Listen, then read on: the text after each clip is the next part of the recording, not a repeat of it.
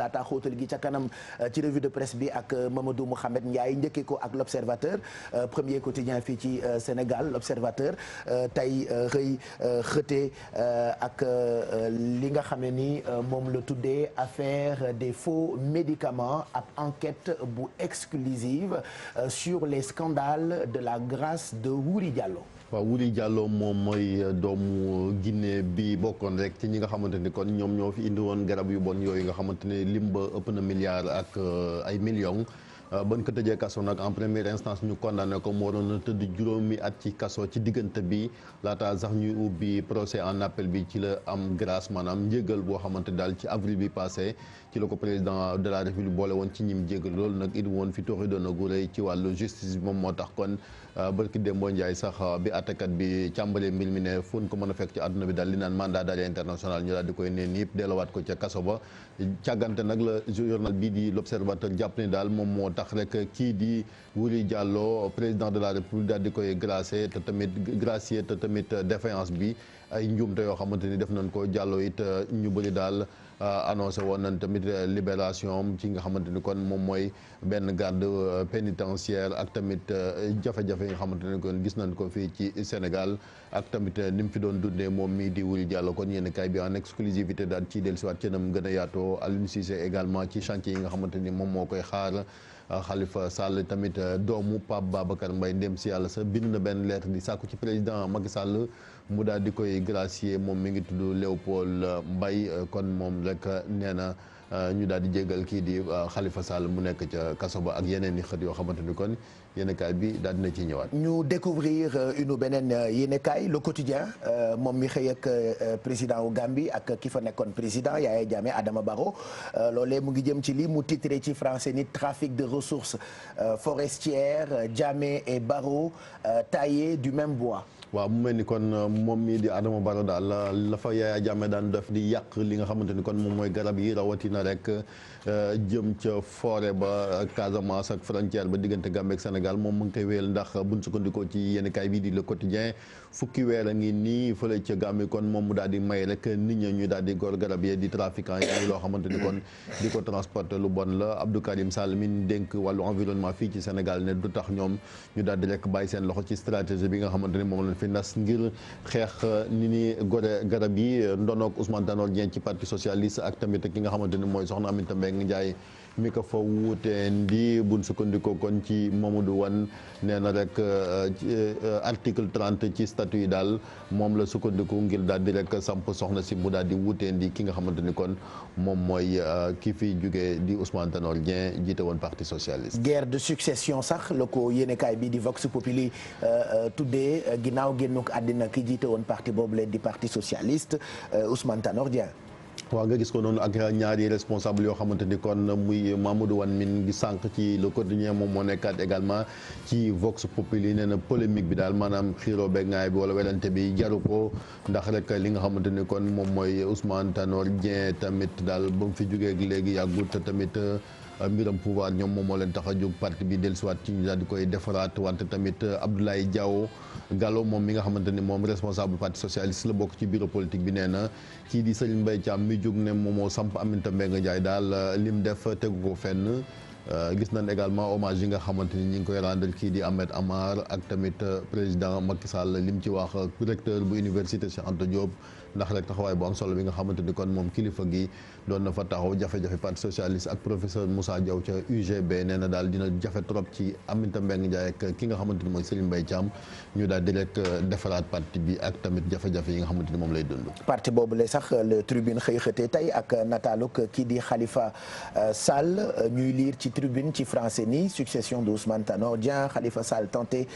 de capturer le parti socialiste. waaw mu jàpp ni rek xëy na yéena la joo xamante ni moom mi di Khalifa Sall mu ngi ca kaso ba ñu condamné ko juróomi ati kaso kon nee na daal xëy na yéena la am jum joo xamante ni ginnaaw kon Ousmane Tanor Dieng dëddu na ndono gaag yu ni mel daal xelam ne ca ba tax na kon mu am boobee yéene jëm rek ci parti socialiste kon ci xëtu yéeni kaay bi ngeen gis ko noonu la tribune ak tamit émigration la xew fële ca Tunisie jàpp na ni sax moom cimetière la rek boo xamante ni daanaka maanaam ay armeel ngir rek ñenn ci ay doxandéem yoo xamante ni dañoo jóge fii fii ci Afrique subsaharienne ne dañuy dem ca Europe bëgg a jaar fële nga xamante ni kon moom mooy ca Méditerranée bi. voilà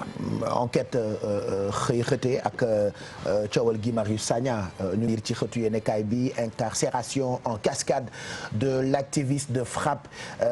haro judiciaire sur Guy Marius la ñuy lire ci xëtu enquête. waaw mu mel ni rek moom mi daal gars yi singali nañ ko buñ sukkandikoo ci yéenekaay bi kon di enquête ak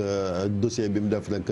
ci mbiram ki nga xamante ni moom mooy Guy Marius Sagna ñu placé ko sous mandat de dépôt ci wàllu rek li nga xamante ni moom mooy nee nañ fausse alerte ndax mbiram terrorisme ak yu ni mel lu toll li muy am koy jafe-jafe daal ci wàllu yoon bari na ba tax na kon ku mel ni daal maître Amadou Sarr ak tamit ki nga xamante ni mooy Seydi Gassama yëkkati nañ ci ay kàddu ñaawlu rek li nga xamante ni kon moom mooy singali gin singali kii ñu naan activiste rek taxawaay boo xamante ne saa yi aussi ku nekk ak ni nga ko gisee ak hommage bi nga xamante ni ñi ngi koy rendre kii di Ahmed Ahmad ak club des investisseurs yi nga xamante ni moom ca moom la bokkoon Ousmane Tanor Dieng ak jafe-jafe li nga xamante ni moom ndono ga dafa mel ni commencé na. coowal drogue ca port libération moom la xëy xëtee tey ak amende bu duun selon ni ko yéenekaay bi bindee ci français la douane réclame 243,21 milliards à Grimaldi ak Dakar Terminal. waaw Grimaldi di rek waa société bi nga xamante ni kon ñoom moomoon gaal gi fi indi woon drogue bi ginnaaw bi mu ko yabee ca li nga xamante ni moom mooy ci oto ñu naroon a jaar Ndakaaru dem fa li nga xamante ni kon mooy ca Luanda ca Angola loolu tax kon waa douane bu sukkandikoo ci yéenekaay bi di Libération ñi ngi sàkk kon ñu daal di leen di fayul gën gaa néew ñaar téeméer ak ñeent fukk ak ñett ak lu toppas lëf ci ay milliards yoo xamante ni kon rek dañ koy jox nguur ak Sénégal ñu dugal ko ci gafa gi ndax rek xëy na cocaïne ba xeetu drogue boobu moom foor na foor goo xamante ne ak tamit préjudice bi ak ñaawteef bi notifié nañ leen ko nekk ci benn amende boo xamante ni kon daal ñaari kilifa yi di Fabrice Turne ak tamit ki nga xamante ni moom mooy Jamin ñoom ñaar ñooñu di Timone ñoom ñoo kilifa yi googee gaal ba taxoon na kon yéenekaay bi daal di génn foofu muy koppar yu takku. Le Soleil la ñuy yër xëtam ñëw ci li mu tuddee évaluation du processus électoral, audit du fichier, consensus sur l'agenda du dialogue politique. jëm ci dialogue politique bi ngeen gis ko noonu ak général Mamadou Niang mi nga xamante ni kon moom moo jiite commission cellulaire bi jëm ci dialogue politique bi ginnaaw nag bi ñu waxtaanee ñoom démb def nañ évaluation parce que bokkoon na ci li nga xamante ni ku jege ñoo ko doon sànku ci évaluer processus électoral wante tamit auditer fichier bi su ko defee ñu mën a xool kon fan lañ toll ci wàll woowu laata ñuy dëgmal yeneen élection ginnaaw ban ko toxalee ba jëmmi jamono kon moom moo tax yéenekaay bi daal di ñëwaat rek ci lu ni mel Serigne Mbaye Thiam it moom it rendre na hommage kii di Ousmane Tanor Dieng nga gis ko noonu ci xëtu yéenekaay bi di Le Soleil. Aliou Cissé coach bu équipe nationale bu Sénégal moom le record xëy xëtee tey nataalam ak daanaka taxawaayam ci équipe nationale bu Sénégal loolee yéenekaay bi moo ngi ko tuddee ci français les 4 ans d'Aliou Cissé sur le banc des Lions. waaw muy nag bilan boo xamante ni en chiffre la Aliou Cissé en chiffre bu ñu sukkandikoo ci yéenekaay bi di record ndax moom ci ñeenti at yooyu football na fi daanaka juróom-benn fukk utiliser na fi juróom-benn fukk ak juróom-ñeent ci ay joueurs football ñeent fukk ak juróom-ñeent ci ay match gagné ci fanweer ak benn dugal juróom-ñaar fukk ak juróom-benn ci ay buts yoo xamante ni dugal nañ ko encaissé ñaar fukk ak juróom-benn kon muy résultat bilan bu positif bu ñu sukkandikoo ba léegi ci yéenekaay bi di record ñëwaat na également ci Eumeu Sène mi nga xamante ni kon roi des arènes la ak tamit moom it ay chiffres am bu ñu duggee ci biir yéenekaay bi dinañ ko gis. kii di Zidane moom it am na jafe-jafe ak benn attaquant di Gareth Bale moom di galwaa boobu nee na daal dafa lànk ne du football kon mu mel ni diggante Zidane ak attaquant boobu sagar ma ngi fay xeeñ. Guy Marius Sagna moom la ñu gis ci enquête et puis yéen a kaay yu bëri waxtaane ko tey on en profite pour nga jéem ñu expliquer rek ñu comprendre actualité boobu noonu gis nañu ne fan yii yëpp ci réseaux sociaux yi moom bokk na ci ñi internautes yi di gën di waxtaane ñu teg ay tuuma ci ndondam tuuma goo xamee ni ñoo ngi ko tuddee fausse alerte au terrorisme alors moom mu ngi xaar jàkkaarloom ak juge d'instruction bi lan la ñu war a comprendre ci actualité boobu Chérif Dia. waaw li ñu ci mën a comprendre mooy Guy Marius Sagna ci année yu mujj yi fii ci Sénégal daanaka kenn dootu ko fii présenté ndax ci engagement citoyen moom la ñuy wax activiste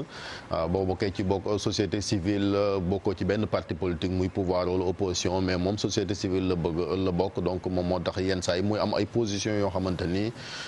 ñu ci bëri gis nga ko kon muy FRAPP France dégage wàllu monnaie tam boo déggee ñuy wax wàllu franc CFA et cetera moom yéeneem wala combat mooy ñu dox buumu njaam ngim jàpp ne ba léegi daal diggante Sénégal ak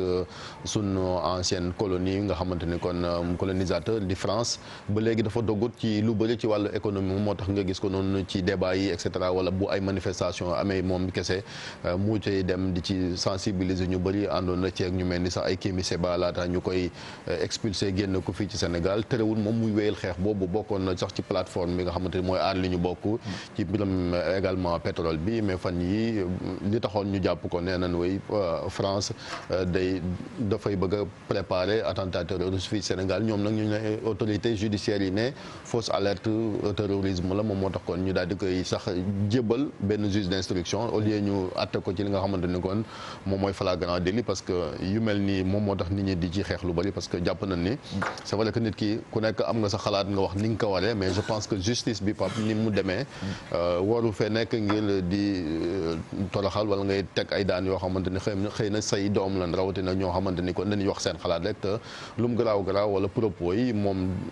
déjà dañ ko identifier buñ sukkandoo ci ñi nga xamante ñoom ñooy waa France dégage ci page Facebook am moom moo tax kon ñu daal di koy jàpp noonu jamono jooju nag gis nga amoon na jafe-jafe sax laata ñuy jël benn tuuma teg ko ci parce que ñi ngi woon ci Coupe d'Afrique bi lu mat ñeenti yoon bénéficier na retour de parquet ñu koy yóbbu ko indi ci commissariat yi ca yàggantal ga nag lan ko daal di rek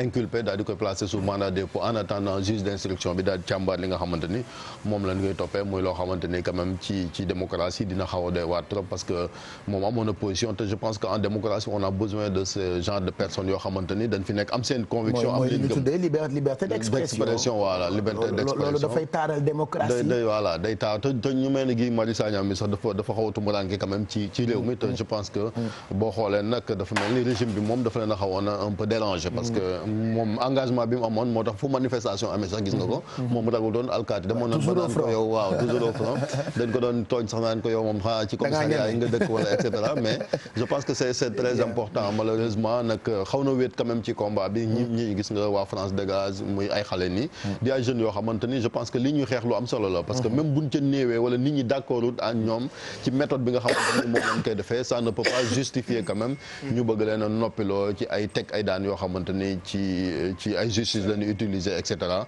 et je pense que c'est pas ça am na avocat bu koy défendre muy maître Moussa Sarr dégg nañ ci li nga xamante ni kon wax na ko ci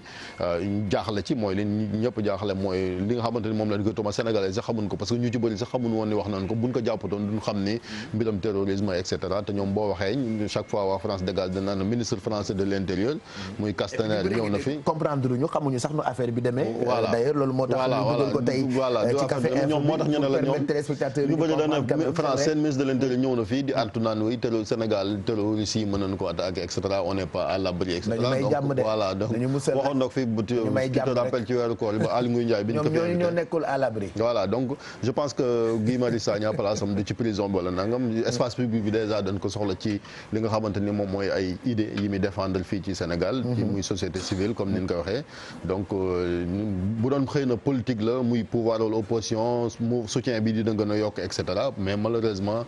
société civile de manière générale dañoo commencé néew doole ci sun réew yi li ko waral nag mooy xëy na ni mutation yi mu amee parce que bu njëkk daanan fi am doole di contribuer bu baax a baax ci wàllu démocratie mais ñi ngi gën a néew doole li ko waral nag mooy ñu ci bëri les fois dañuy lënkaloog politiciens yi moom moo tax seen doole di gën a néew mais je pense que moom c'est un vrai combattant boo xamante ni quand même on a besoin de lui ak ni ñu koy xeex parce que li muy xeex aussi nga méthode bi xëy na wala manière bi mën nga cee bañ a ànd ak moom mais dans le fond aussi il n'a pas tort quoi ci loo xamante ni ci wàllu indépendance la ñu gën a moom seen bopp et cetera gisoon nañ fi sax démb ñu ngi doon wax affaire évacuation sanitaire yi am na ci ay kilifa yoo xam ne bi ñu fi génnee àdduna amoon na ci ay point de vue boo xamante def waxoon na ko ci Facebook am créé woon na fi polémique mais en réalité loolu daf ko def pour ñaax kilifa yi ñu gën a góorgóorlu rek ci li nga xamante ni moom moo tax ñu fal leen ñu koy def